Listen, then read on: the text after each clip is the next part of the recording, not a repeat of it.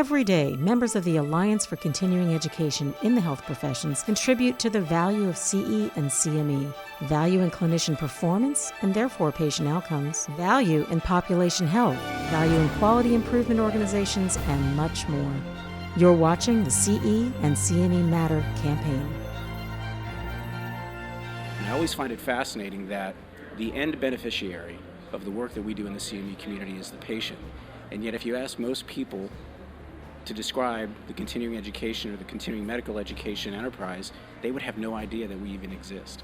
We're finally going to understand what each other does, why we do it, why it matters, and what part the patient plays in all of this.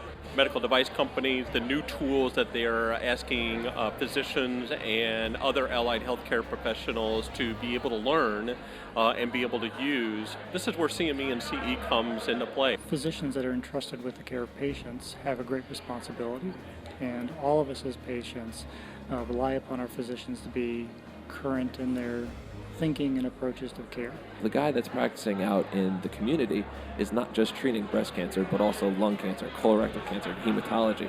So his information is a little bit different than what you'd like to teach somebody from an academic center that's only focusing on, say, lung cancer. There's a new clinical trial that is published, and they're wanting to know how is that going to impact my practice. This is where CME CE comes to help out.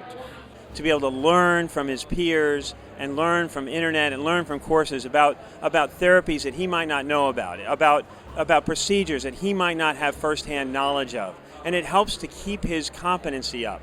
Everything from live meetings to online to enduring materials. So we make it easy for them to absorb it.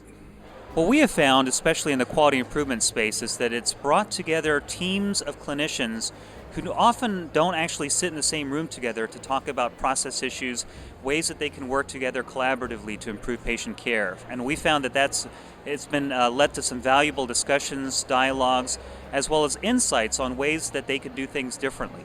Greater services, greater education to the clinicians who provide healthcare practices to the patients out there. As educators, we recognize things such as differences between age groups, gender groups, practice settings, and the differences that those practitioners in those different populations and practicing in different settings need.